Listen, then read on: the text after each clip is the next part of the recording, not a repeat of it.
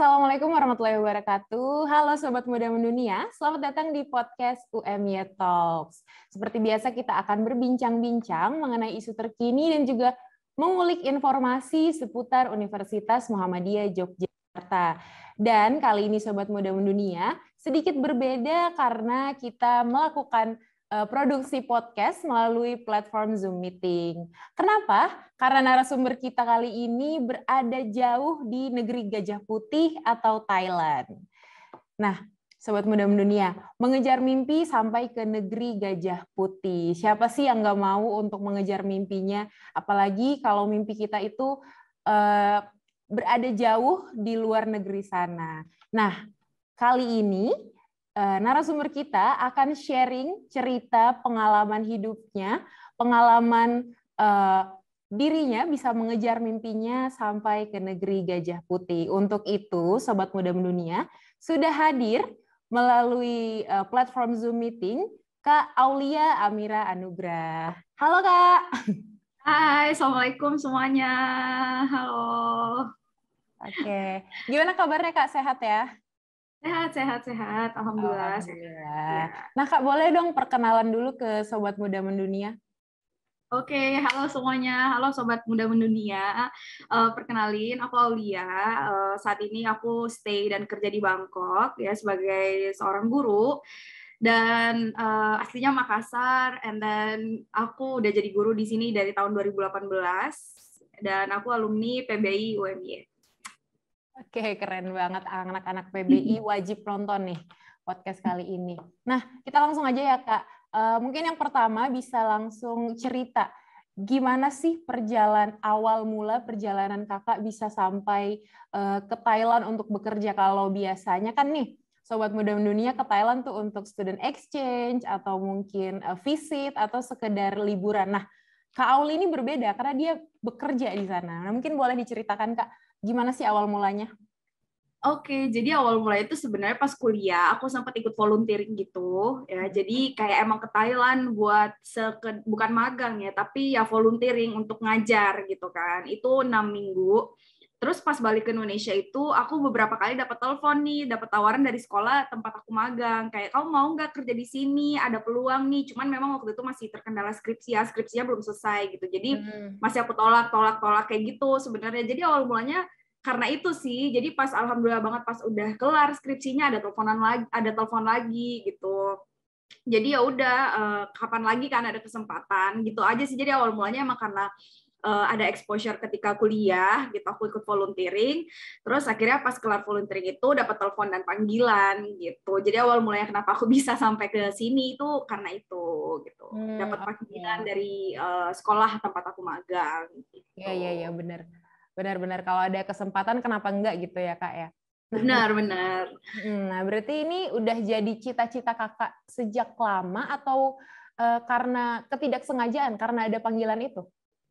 Sebenarnya bukan ketidaksengajaan juga. Jadi memang saat volunteering itu aku melihat peluang nih kayak wah di sini ternyata emang butuh guru gitu dan aku tertarik karena semangat belajar anak-anaknya gitu kan. Jadi kayak ketika balik volunteering itu udah sempat sounding sebenarnya kayak ntar enak kali ya kalau kerja di sini kalau kerja di Thailand gitu. Jadi emang sebenarnya terbentuk cita-cita atau keinginannya tuh ketika udah volunteering sih. Jadi bukan yang kayak lama banget gitu enggak sebenarnya. Tapi ketika volunteering suka terus kayak kerja nanti deh one day gitu sih.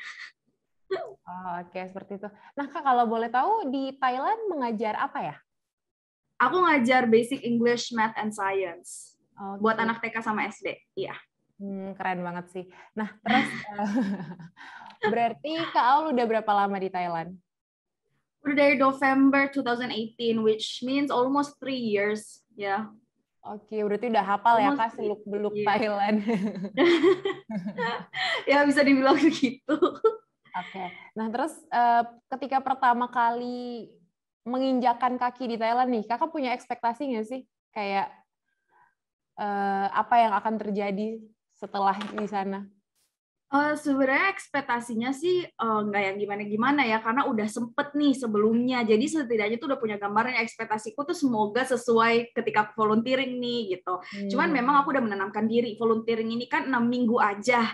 Pasti nggak begitu banyak yang aku rasakan gitu. Nggak bisa aku yang kayak langsung claim, oh gini deh ngajarnya gitu, karena baru 6 minggu gitu. Jadi ekspektasi aku tuh emang murni kayak semoga nggak terlalu jauh lah sama ketika aku lagi volunteering 6 minggu itu. Semoga 6 minggu itu bisa membantu aku. Itu aja sih, aku selalu kayak aduh semoga 6 minggu itu membantu aku banget untuk first year atau second year selama 2 tahun di sini gitu aja sih. Karena kan pasti banyak challenges kan yang udah dipikirin dari sebelum berangkat. Aduh nanti gimana ya gimana. Cuman karena udah ada pengalaman itu sebelumnya itu jadi lebih tenang. Jadi ekspektasi aku tuh cuman mentok situ semoga pengalaman aku yang volunteering itu bisa membantu aku dalam beradaptasi nantinya gitu aja sih. Jadi nggak terlalu gimana-gimana karena udah ada pengalaman lah ibaratnya kayak gitu. Oh iya bener sih. Terus proses untuk dari panggilan itu sampai akhirnya bisa berangkat ke Thailand tuh gimana Kak? Panjang nggak sih? Ribet nggak sih? Mungkin pas tahun pertama itu nggak terlalu susah ya karena di sekolah yang memang memanggil aku kan. Tapi di tahun kedua ini aku pindah sekolah.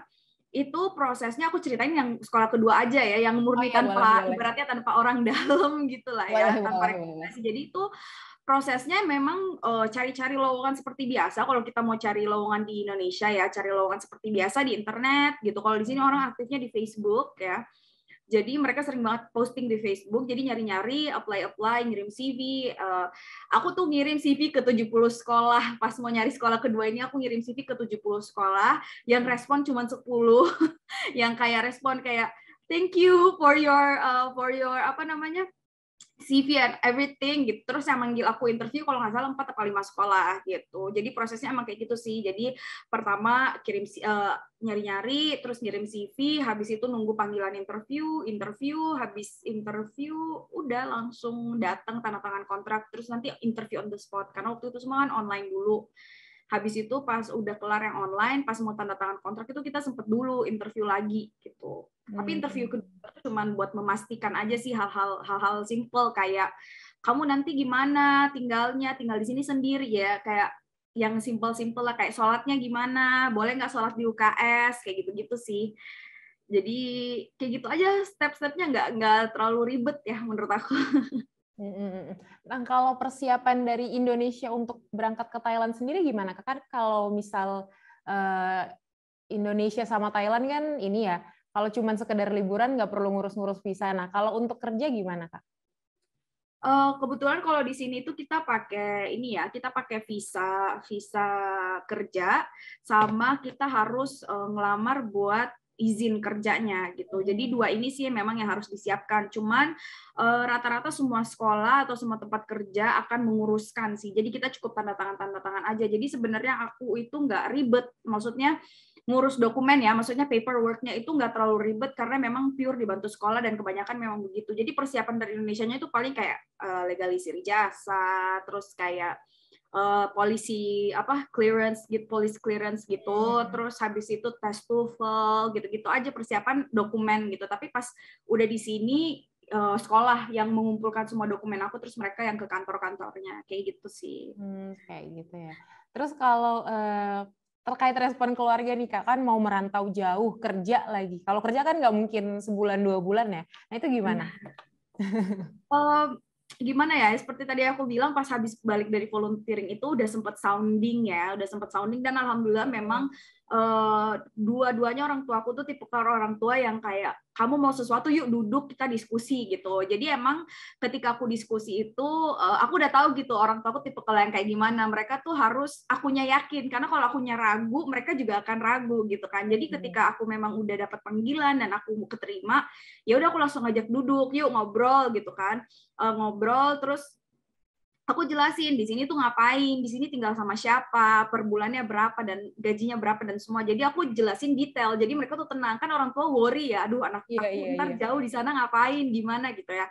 Jadi itu sih selagi aku bisa jelasin ke orang tua memang secara detail, secara yakin gitu aku jelasinnya nggak ragu. Terus mereka nanya-nanya aku bisa jawab, mereka akan boleh-boleh aja sih. Maksudnya nggak pernah, alhamdulillah sejauh ini nggak pernah ada yang kayak suruh pulang atau gitu, nggak pernah sih. Cuman memang tetap harus, kalau ada apa-apa tuh harus dikomunikasiin lah, karena kadang kan kayak, aduh Ma, aku mau pindah sekolah nih, itu harus dikomunikasiin, kenapa pindah sekolah, di sekolah barunya gimana. Jadi emang alhamdulillah orang tua aku support sih, karena akunya juga bisa menjelaskan dengan jelas gitu, meyakinkannya gitu sih. Jadi ya aman.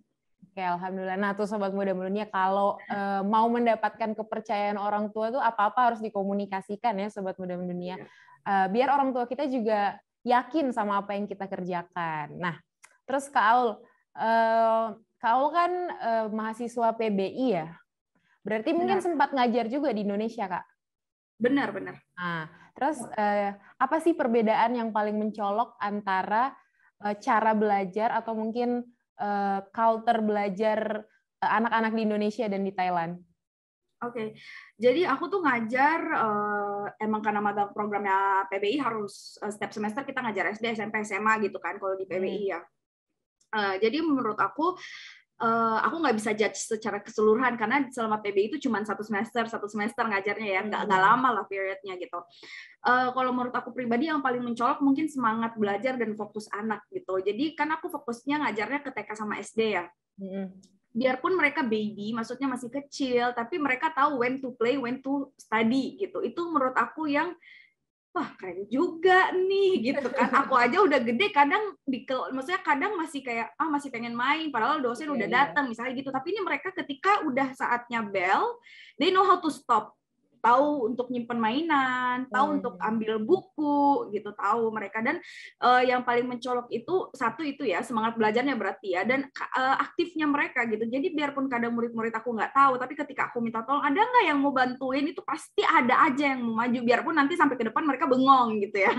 Kadang kan kalau misalnya aku lihatnya dari murid-murid Indonesia tuh, kita lebih ke malu kali ya, lebih ke aduh takut salah, malu. Aku pun begitu kayak sebenarnya tahu jawabannya tapi takut salah gitu. Jadi enggak. Tapi kalau di sini tuh mereka bahkan nggak tahu jawabannya pun mereka mau maju. Jadi itu sih sebenarnya yang sangat kelihatan gitu. Karena menurut aku berarti PD-nya kan ini aku full pakai bahasa Inggris ya, biar pengajar matematika sama sains itu full pakai bahasa Inggris. Jadi menurut aku tuh lebih ke sisi percaya dirinya sih. Sebenarnya kalau di Indonesia tuh sebenarnya kita tahu jawabannya, cuman karena pakai bahasa Inggris jadi kayak takut grammarnya salah, takut gimana gitu kan. Kalau mereka di sana biarpun mereka nggak tahu jawabannya, mereka tetap pede. Jadi mungkin itu kali yang bikin mereka beda gitu ya. Paling itu sih yang kelihatan beda menurut aku. Padahal ini ya, aksen mereka berbicara bahasa Inggris juga, kalau aku dari pengalaman kalau ngomong bahasa Inggris sama orang Thailand tuh agak sulit ini. Karena aksennya kental kan, Kak. Jadi agak benar. Jadi ini apalagi baby kan, maksudnya masih TK SD kan. Jadi jangan kita nggak bisa terlalu jauh ngomongin aksen deh, karena mereka pun nggak jelas, belum jelas gitu pronunciation-nya. Tapi ya itu yang aku bilang, PD-nya mereka itu yang kayak aduh, aku aja kayaknya kalau misalnya tiba-tiba disuruh maju ngomong bahasa Inggris juga kadang masih kayak really gitu kan, masih deg-degan takut salah. Tapi kalau mereka tuh biarpun mereka nggak tahu tetap aja teacher gitu. Jadi kayak itu sih yang emang bikin aku juga happy ngajarnya gitu.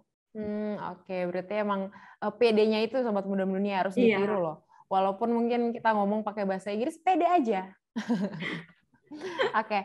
Nah kalau tadi tentang perbedaan culture belajar. Nah kalau dari budaya di Thailand sendiri, Kak, gimana? Kakak ada merasa culture shock mungkin? Apalagi kan kita sebagai seorang Muslim di negara yang walaupun juga mungkin jumlah orang Muslim di sana banyak, cuman kan mayoritasnya Buddha ya, kayak. Nah itu benar. Gimana? Apakah ada culture shock? Boleh cerita dong Kak, sharing-sharing. Culture shock gimana ya? Kalau misalnya ditanya dari segi merantau, itu sebenarnya nggak terlalu banyak, karena emang aku dari SMP udah berpindah-pindah gitu. Maksudnya sekolahnya aku nggak pernah di Makassar, aku SMP-nya di Solo, SMA-nya di Depok, kuliahnya di Jogja, terus kerjanya di sini gitu. Jadi kalau misalnya dalam kaitan kayak tinggal sendiri, harus masak, harus ke supermarket, itu sebenarnya aku udah sangat terbiasa gitu kan. Tapi kalau misalnya dari culture Thailandnya sendiri, yang paling aku rasain itu satu masalah makan sih ya. Masalah makan itu susah banget menurut aku. Di mana di Indonesia kita mau beli cilok aja, abang lewat kita bisa berhentiin langsung. Ada batagor kita langsung nggak usah mikir kayak, aduh babi nggak ya, kayak gitu ya. Kalau misalnya di sini super susah gitu. Biarpun jelas makanannya mie ayam misalnya gitu, tetap aja kayak, aduh minyaknya minyak babi nggak ya, bumbunya ngandung babi nggak ya. Jadi itu pertama yang menurut aku susah. Jadi memang dari segi makanan itu agak tricky ya untuk jajan-jajan di pinggir jalan, sedangkan street foodnya Thailand tuh melimpah dan kelihatan enak banget gitu kan. Terus jadi itu yang paling aku rasain. Jadi paling aman memang biar nggak ragu makannya ya emang masak gitu, atau enggak emang ke restoran yang halal gitu. Tapi emang lebih gampang kalau masak sih gitu. Terus yang kedua lebih ke azan sih Kak. Jujur menurut aku orang-orang take azan for granted banget. Maksudnya buat di Indonesia denger azan kayak nggak berarti gitu ya. Maksudnya kayak ya udah azan saatnya sholat. Tapi ketika merantau, apalagi di negara yang benar-benar apa ya minoritas muslimnya itu, aduh azan tuh ngedengerin azan tuh kayak aku kan selama ini dengerinnya cuma bisa pakai aplikasi ya. Tapi ketika aku waktu itu liburan ke tempat temanku yang di Thailand juga, itu ada masjid dan ketika denger azan langsung kayak udah lama banget gak dengerin azan langsung gitu. Jadi kayak terharu sendiri. Jadi itu emang kayak culture shock yang kayak aku rasain banget ketika aku denger itu kayak wah ternyata azan bermakna banget ya. Padahal selama ini di Indonesia dengerin azan be aja, ya udah panggilan sholat, nggak ada arti selain itu. Tapi ini ketika aku akhirnya ya sepi aja kan, nggak ada, ya udah sholat ada notifikasi gitu aja. Jadi itu dua yang menurut aku paling kerasa dan paling ngaruh sebenarnya, karena selalu sedih, selalu ingat rumah kalau ke liburan ke tempat teman, terus denger masjidnya bunyi terus 5 waktu sholat kan. Jadi kayak seandainya apartemen aku bisa kayak gini. Kayak gitu sih Kak, itu dua hal yang menurut aku paling kerasa. Selebihnya tuh lebih simple aja, kayak lebih apa ya, gimana ya, bahasa gitu-gitu sih Kak. Cuman it's not a big thing karena aku di sekolah juga full English, paling kayak ke pasar doang itu pakai gesture atau pakai Google Translate gitu-gitu sih. Jadi emang masih belum bisa dikatakan shock gitu karena masih bisa diadaptasiin gitu sih menurut aku. Oke. Gitu. Padahal hal sesederhana azan aja bisa dirindukan loh Sobat Muda Dunia. Biasa. Nah, kita kembali ke belajar mengajar nih Kak. Kan udah dari 2018, itu selama kurang lebih 2 tahun, ada nggak sih Kak cerita mengesankan yang Kakak dapat mungkin dari murid-murid atau dari teman-teman guru? Gimana ya? Mungkin karena udah lama juga, every day I see it something similar aja, sama aja kayak okay, there's a unique experience. Apa ya, pengalamannya paling kayak lebih ke yang aku, maksudnya yang bermakna banget itu kayak the first time I'm starting school gitu ya. Ketika aku pertama kali datang, murid-muridnya kan agak deg-degan ya, aduh pakai jilbab. Aku ini pakai jilbab sendiri loh Kak di sekolah. Jadi emang it's apa ya? Gak mungkin gak diliatin, ibaratnya kayak gitu ya, karena kayak kok dia pakai jilbab sendiri. Dan jadi first time aku masuk di sekolah itu lebih kayak deg-degan, nervous, apa sih tanggapan mereka. Jadi itu sih paling yang berkesan, dan ternyata mereka se-welcome itu. Karena di sini kan sebenarnya banyak banget Kak hari ibadah, jadi mereka tuh sebulan sekali harus ke tempat ibadah gitu ya. Di mana mereka tahu aku tidak beribadah, aku tuh boleh duduk di luar tanpa mereka questioning apa-apa. Mereka kayak, teacher, it's okay, you sit down outside gitu, it's okay. Tapi memang aku harus ikut untuk kayak bantu disiplinin anak-anak gitu ya kan. Banyak nih sesekolahan kita perginya, jadi emang aku harus ikut gitu. Cuman mereka nggak masalah kalau aku nggak masuk, nggak ada pertanyaan-pertanyaan aneh. Dan yang lebih apa ya, bikin menyentuh hati itu ketika aku sholat, itu kan sholat mau nggak mau nggak bisa kayak ada tempat khusus tertutup gitu ya, karena memang kan sekolahnya tidak menyediakan gitulah ibaratnya. Tapi aku bisa sholat di UKS, kadang aku sholat di ruang guru, yang notabene pasti diliatin murid, pasti diliatin teman-teman aku yang non-Islam, non-Muslim gitu ya. Dan itu aku yang berkesan itu sih kayak, oh yang aku takutin ternyata nggak kayak gitu ya gitu. Apalagi sekarang di sekolahku yang baru tuh semua rata-rata temanku dari UK, USA yang notabene banyak isu-isu Islamofobia and everything kan. Jadi jujur paranoid gitu. Cuma ternyata enggak, mereka so welcome itu. Gitu. Jadi itu yang berkesan banget buat aku. Ya. Iya. Nah terus selama 2 tahun itu ada nggak sih kesulitan yang Kakak hadapi, suka dukanya mungkin mengajar anak-anak Thailand? Suka dukanya sih paling pas awal aja sih Kak. Pas awal tuh lebih kayak mereka belum tahu aku. Jadi gimana caranya, bukan nggak tahu ya, tapi lebih mungkin takut kali ya, mungkin takut, aneh gitu kali mereka lihatnya ya. Jadi awal mulanya tuh jujur emang susah untuk mendekati mereka gitu. Ya namanya anak-anak pasti kayak ada judgement sendiri di otak kecil mereka gitu kan. Tapi setelah mungkin sebulan 2 bulan udah lewat, maksudnya kayak mereka udah mulai deket, udah mulai dipeluk, udah mulai minta gendong dan lain-lain kayak gitu sih. Cuman emang sulitnya tuh pas awal-awal aja karena mereka melihat-lihat gitu kan. Terus ada yang nangis juga, ada yang sempat nangis juga mungkin karena takut. Terus lebih ke gimana ya, dukanya ya sampai detik ini yang aku rasain yang nggak bisa hilang itu judgement orang tua terhadap aku. Kan di sini face aku nih Asian banget ya, sedangkan teman-teman aku tuh yang white gitulah ibaratnya. Jadi akan selalu ada perbandingan, di compare dari segi kayak anak ini ada orang tua yang nyari guru les kan. Kalau ada yang mau bimbel gitu kan, ada perwakilan guru yang datang ke kantor kita nempel pengumuman gitu. Ketika aku lamar dan mereka ketika aku melamar terus mereka oke, tapi ketika aku datang ternyata berubah pikiran. Itu sering banget terjadi, which is fine, maksudnya it's okay gitu, kita juga nggak bisa maksain gitu. Cuman emang itu duka yang aku rasain. Cuman karena udah terlalu sering kejadian jadi kayak ya udahlah, be aja, udah kuduga bakal kayak gitu. Kalau sukanya sih of course ya temennya dapat teman-teman internasional ya gitu. Maksudnya juga aku temennya nggak di Indonesia doang nih, berarti ketika aku nanti misalnya pulang ke Indonesia aku tetap bisa kontakan karena ini kita kerja bareng gitu kan. Kita alhamdulillah departemennya sangat-sangat kuat, family-nya tuh kuat banget. Jadi itu yang menurut aku juga, wah, aku punya teman di Thailand, aku sekarang punya teman di South Africa, ada yang dari London, ada yang dari mana gitu kan, dari California gitu-gitu. Jadi emang itu juga suka yang menurut aku benar-benar wow gitu ya, kayak bisa spread links juga gitu, karena kayak kalau aku ke California ada temen nih, mereka kalau ke Indonesia ada temen juga nih, kayak gitu-gitu sih Kak, suka yang menurut aku paling kerasa lah kayak gitu. Oke. Seru banget Sobat Muda Mendunia. Nah Kak, question program. Oke. Maaf nih Kak, suaranya agak hilang. Bentar ya. Halo? Iya. Gimana Kak, kedengeran? Oke, sekarang udah kedengeran. Nah, kita ini kemarin ada buka question box ya Kak di Instagram dan ada beberapa pertanyaan yang masuk. Ini aku bacain ya. Yang pertama dari Leli Sulastri. Pertanyaannya itu, Kak, kalau mau jadi guru di Thailand bisa dari universitas dan jurusan mana aja atau harus universitas dan jurusan tertentu? Ini aku langsung jawab berarti ya? Iya, silahkan. Oke. Kalau untuk jadi guru di sini jujur nggak ada spesifikasi kayak harus jurusan mana, harus kampus mana, nggak sama sekali. Cuman memang akan diutamakan yang lulusan pendidikan. Cuman tenang aja, departemen aku yang punya lulusan pendidikan tuh cuman bisa dihitung jari, kayaknya cuman 3 dari 35 orang loh. Jadi sebenarnya nggak terlalu, mereka lebih fokusnya ke ini sih, kayak TOEFL, TOEIC gitu-gitu sih, mereka fokusnya ke situ. Lebih jadi ke kemampuan ya Kak ya, kemampuan pribadi, bukan background kita dari mananya. Benar. Terus ini pertanyaan kedua agak keluar dari topik, dari Firda Ushisha. Dia nanya Kak, gimana sih keadaan COVID di Bangkok saat ini? Oke, jadi alhamdulillah saat ini tuh Bangkok, kalau Thailand keseluruhan ya, mungkin kalau Bangkok terlalu spesifik gitu. Jadi kedengarannya ntar kacau gitu kan. Tapi kalau misalnya Thailand keseluruhan itu alhamdulillah udah menurun case-nya, dan kemarin udah mulai turun case-nya.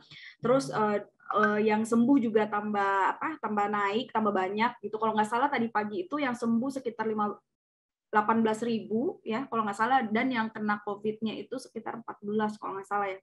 Jadi emang udah mulai better, karena bulan lalu itu kita sehari bisa 20.000 case, sekarang udah turun banget jadi 15.000. Terus sekarang udah mulai vaksin ya, udah pada kayaknya udah rata-rata udah pada vaksin sih, banyak yang udah vaksin lah ibaratnya kayak gitu. Jadi emang insya Allah semoga kalau sesuai dengan pengumuman yang aku dengar itu semoga awal tahun udah bisa buka lagi buat turis, semoga ya, siapa tahu ada Sobat Muda Mendunia yang mau ke Thailand mungkin. Nah, terus kan kalau di Indonesia nih ada PPKM, PSBB. Kalau di Thailand sendiri gimana Kak? Kuarantin ada nggak? Sama.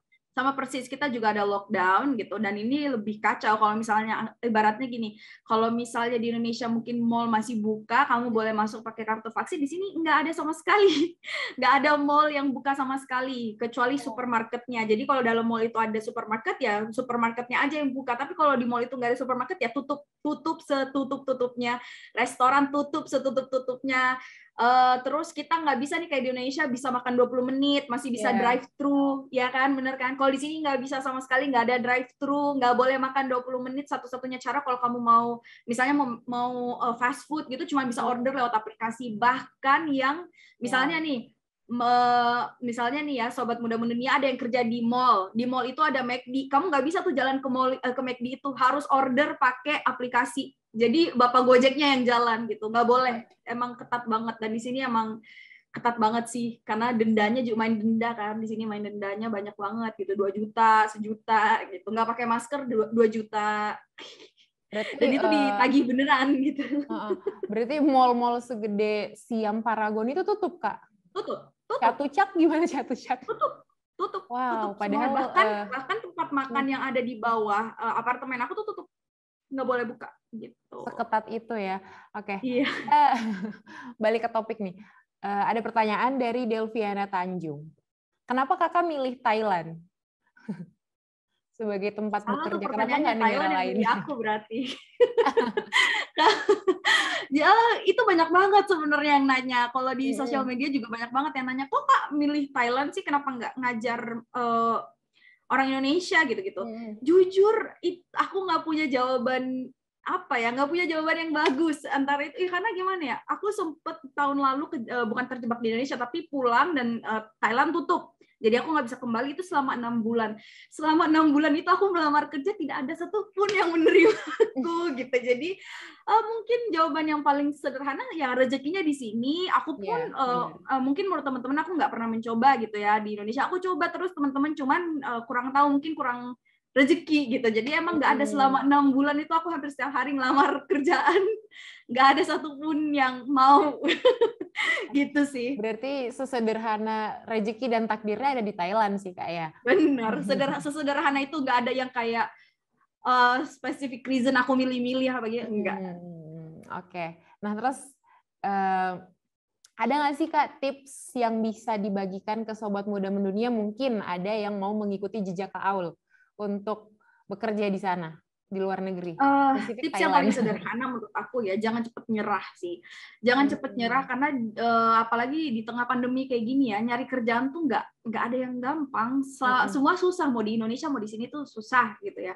Banyak banget yang ngeluh ke aku, Kak katanya gampang cari kerja di Thailand, kok aku ngelamar-ngelamar nggak keterima. Ya tenang gitu, kalau belum keterima lamar lagi gitu. Jadi maksudnya itu sih tips yang paling tips yang paling mau aku sampaikan gitu. Jangan cepet nyerah, karena aku pun nggak gampang ada di titik ini. Aku juga ngelamar ke 70 sekolah, yang respon 10 loh. Apakah kamu udah nyampe 70 email yang kamu kirim gitu? Kalau masih 10, 20, aduh nggak apa-apa, lamar lagi aja gitu. Dan jangan pernah self doubt gitu. Jangan pernah raguin kemampuan diri kamu gitu. Kadang kita sebelum berangkat, belum OTW Thailand, belum keterima kerjaan di Thailand, tapi udah takut duluan. Banyak banget teman aku yang kayak gitu, kayak ada lowongan nih, mau nggak coba? Enggak, ntar makannya susah, ntar sholatnya susah, kan belum di sini gitu. Jadi jangan ngeraguin diri kamu sendiri gitu. Menurut aku kayak gitu ya, karena kalau misalnya niat kamu dari awal udah bener, ya itu, if there is a will, there is always a way gitu. Kalau kamu udah niat dari awalnya udah bener, pasti akan ada jalannya, pasti. Entah itu kamu ditemuin ketemu kesusahan pasti akan ada jalannya kalau niat kamu dari awal udah bener gitu sih. Karena banyak sebenarnya yang nge-DM aku, tapi sebenarnya pengen ke Thailand biar ketemu idol gitu-gitu, itu kan udah udah nggak bener ya niatnya. Jadi kadang yang niatnya belum lurus itu yang akan goyah sih, kayak baru ngelamar dikit udah nyerah gitu sih. Jadi itu jangan cepat nyerah, dan jangan pernah raguin diri sendiri, itu aja sih. Karena percaya deh, ketika kamu udah di TKP nih, baru kamu tahu, wah ternyata aku sejago itu ya, ternyata aku sekuat ini ya gitu. Itu sih Kak. Oke. Terakhir nih Kak, kasih dong satu closing statement atau kata penyemangat untuk Sobat Muda Mendunia. Oke, jadi ini yang aku dulu harap aku dengerin dari orang lain, tapi ternyata enggak gitu. Jadi aku mau ngasih tau ke temen-temen nih, banyak banget orang yang judge, wah dari kampus swasta nggak bakal, ini nih yang kampus-kampus negeri doang nih yang bakal sukses ke depannya. No, trust me, no gitu.